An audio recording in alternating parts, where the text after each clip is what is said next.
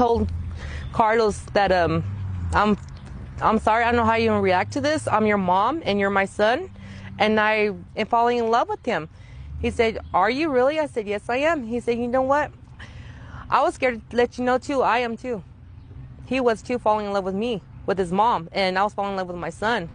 And then we ended up talking, and we took off to the park, and we ended up asked him, will you ever date your mom? And he said, will you date your son? I said, honest truth, yes, I would.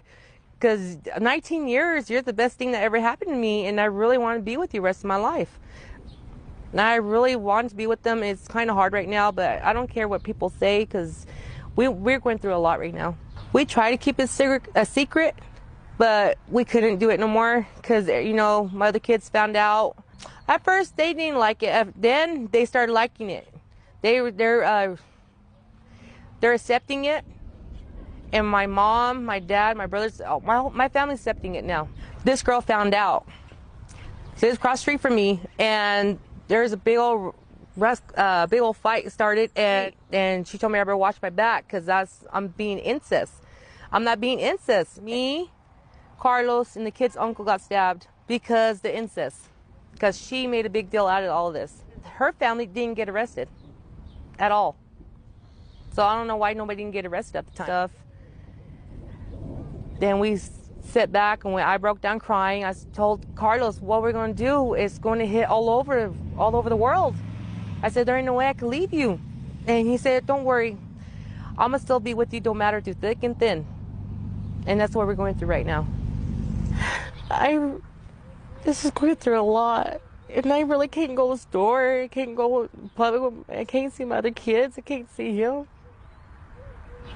They call me, I'm sick. I'm incest. And it hurts a lot. And you know what I mean? It messes with my mind a lot.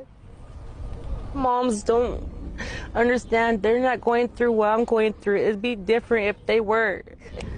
Like, he's my man, and we know it don't get to him or get to me. Actually, I feel like more than his lover, because it got so deep. And it feels kind of, at first kind of felt weird, but now it don't feel weird at all to me, because I love him so much. Who made the first approach was actually me. What happened was we were hanging out, and you know, just talking, you know, just laughing, and I looked at her, and she looked at me, and I kissed her. It was a real kiss. It had feelings behind it. It had a spark in that. Ever since then, it just stayed. Honestly, I really didn't think we would. We were both consenting adults. If it comes down to it, you know, it's just like the gays. They're you know, as long as they're over 18, everything's fine. You know what I mean? So I thought, you know, I'm 18. She's 8. You know, well, I'm 19. I actually came down when I was 19. But you know, she's an adult, I'm an adult, I can make my own decisions. I never thought it would blow up into something like this. Honestly, if it wasn't that strong, we wouldn't be together right now. We are together, but we're not. We can't really see each other, but in my heart, I know that we're still together. And I still love her with all my heart. I feel at peace when I'm with her. When I'm with her, I'm happy. When I'm away from her, I'm all depressed. To me, if it's worth, you know, going through all this, it's worth staying. Even if sometimes the easy way isn't the best way out. Sometimes we have to make that life decision that's going to change and affect everything, but when it comes to it, it's worth it. You know, some people say it's disgusting, it's gross, she's your mom, you know, that's your son, you should be doing that. It doesn't hurt me, it doesn't affect me at all, because if they were in my situation, or if they were to find out that somebody they loved were actually related to them, then they'd be saying the exact opposite. They don't know the situation. The way the courts put it out, the way the newspapers put it out was, you know, the second I turned 18, that's when she did it. That's when we did it. No, it was totally when I was 19 and I moved down here. You don't plan stuff like this. It happens. I can't plan who I fall in love with. I can't. I can tell a girl on the street, I'm going to fall in love with you. It won't happen, because it's not.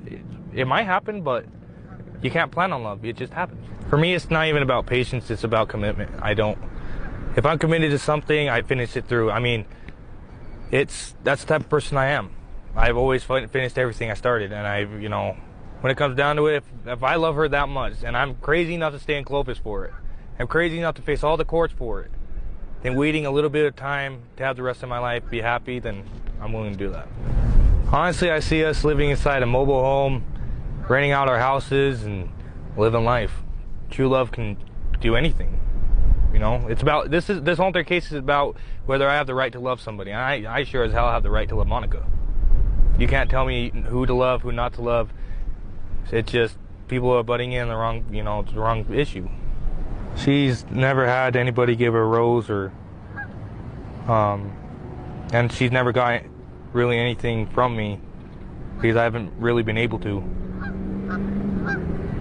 Because I'm trying to get a job, but it's hard now because of the courts. Nobody wants to hire me, and if I could, I'd give her everything she wants. But if I can give her this rose and it'll grow, and she'll always remember me by it, then that's what'll happen.